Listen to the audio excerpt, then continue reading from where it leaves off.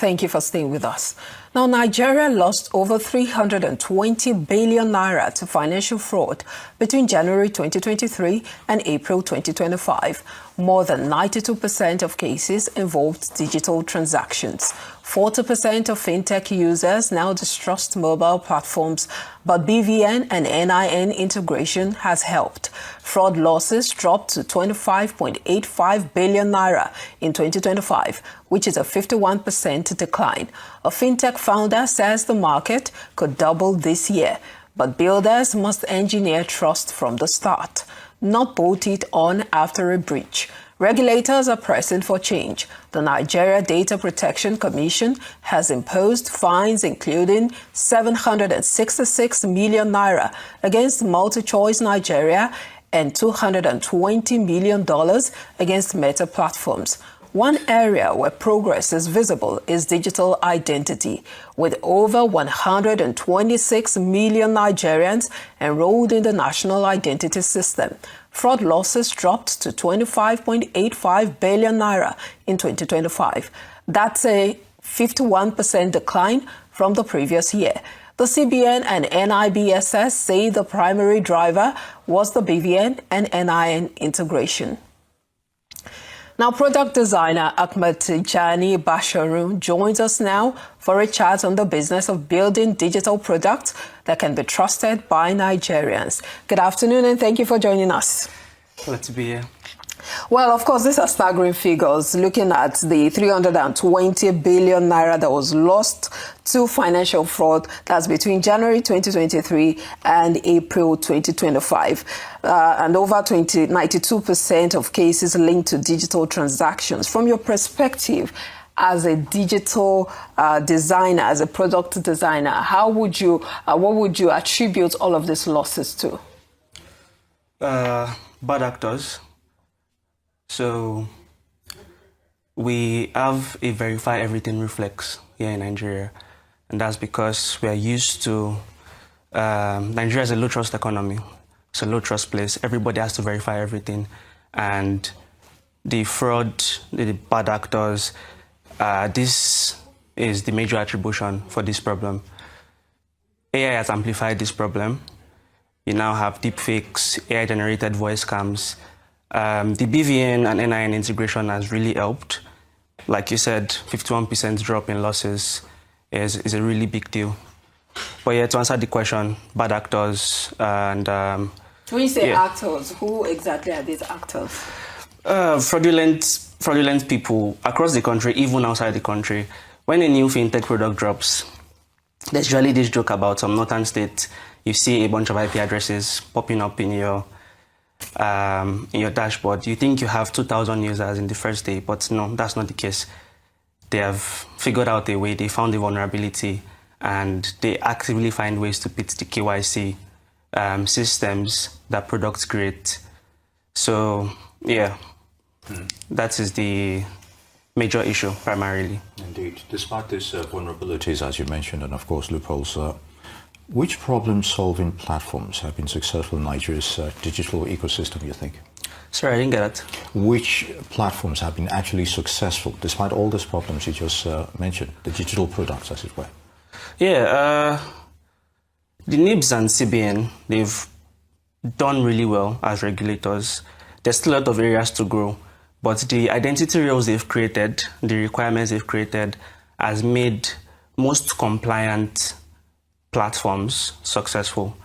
So every major company, every big fintech, Paystack, Flutterwave, they've all had issues in the past, but with the identity rules the regulators have created, this has reduced it and has increased the success they've had over time.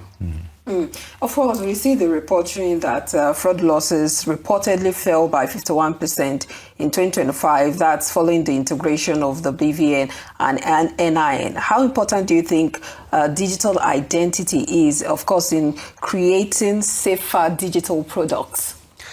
When regulators make users understand that you can trust the system, it reduces the time people spend trying to actively verify.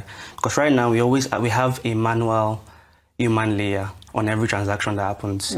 You send money to someone when you buy something, and you, as the buyer and the seller, both don't trust the system because you actively have to check. You have to refresh, drag, and check if it works. But with drop in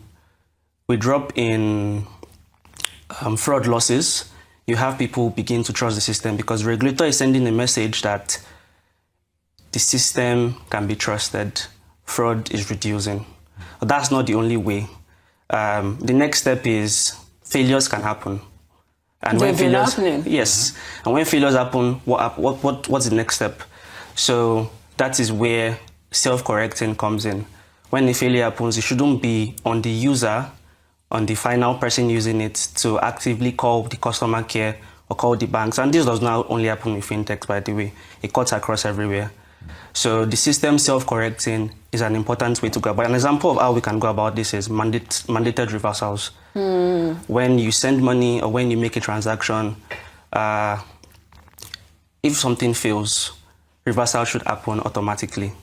And I think it happens with some banks, some bank it does. apps. Yeah. It does. But it'd be nice if this is something that is a regulation. It's a standard for every bank and every platform. I know we are currently piloting, Nigeria is currently piloting a immediate reversal for failed airtime and data transactions. And that's a good signal. So we're on the right path. All right, let's talk about specifics now. The issue of mobile-first design, and of course, most Nigerians access the internet on our phones, as it were. So, how crucial is that channel in building trust through phone systems? Yeah, so the internet helps with a lot of things. It's also where the problem starts from. So it's a double-sided issue. The more open the internet is, the more we can solve more problems, but also the more bad actors can discover vulnerabilities. So we need to ensure we're not stuck in the past. And as technology is evolving, we are evolving with it. A good system NAFDAC put in place is the mobile authentication service for verifying if a medication is counterfeit. So you get a medication, you can scratch a panel and send the code, text the code, and know if it's an authentic medication or not. This is stuck in the past. It was an initiative that started in 2010.